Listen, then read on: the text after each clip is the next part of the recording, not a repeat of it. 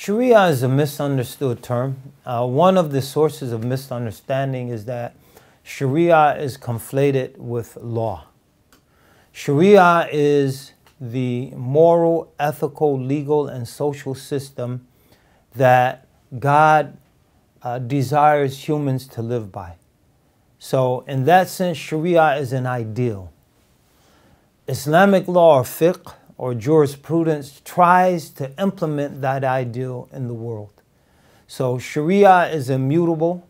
Fiqh or law, Islamic law, are efforts of human beings to manifest that ideal in the world. And as humans are imperfect, the extent to which humans manifest that ideal in the world are imperfect. So it's an effort. So there's a saying that every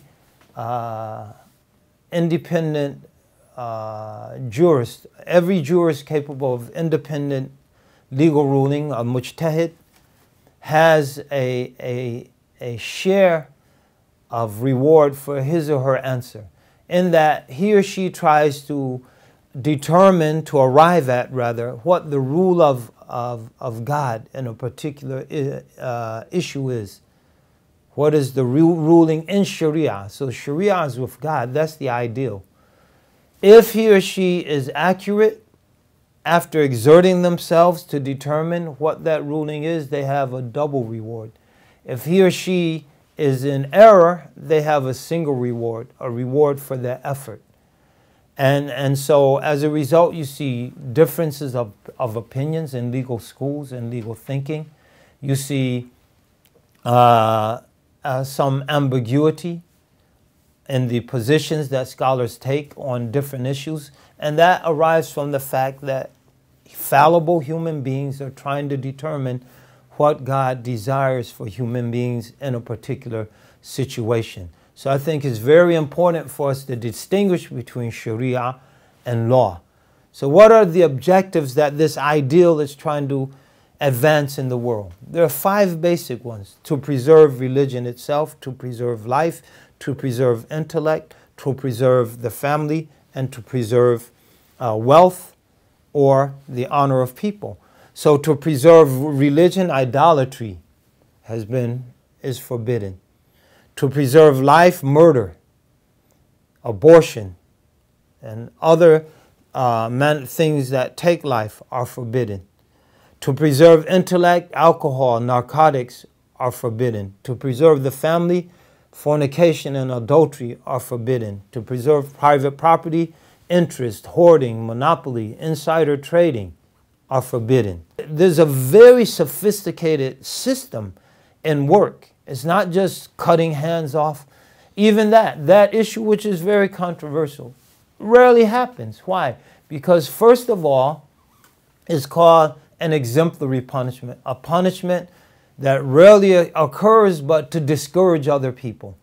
So, and secondly, we look at the principles. So if people are having economic hardship, and because of those hardships, they're forced to steal, and they steal above a certain limit, which is another issue, but just hardship, there's no punishment for theft. Because why?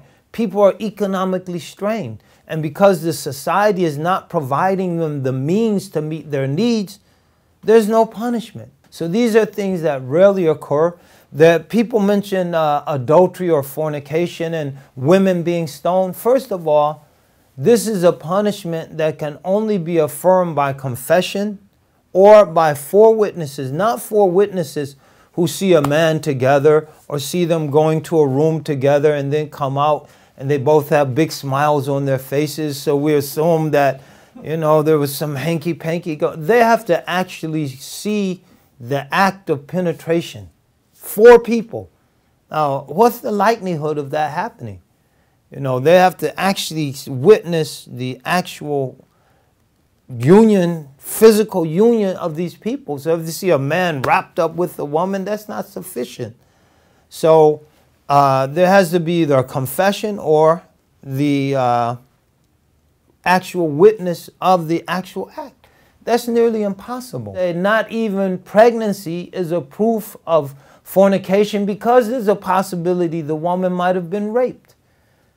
So the simplistic and twisted arguments that are sometimes put forward, they're indeed miscarriages of justice.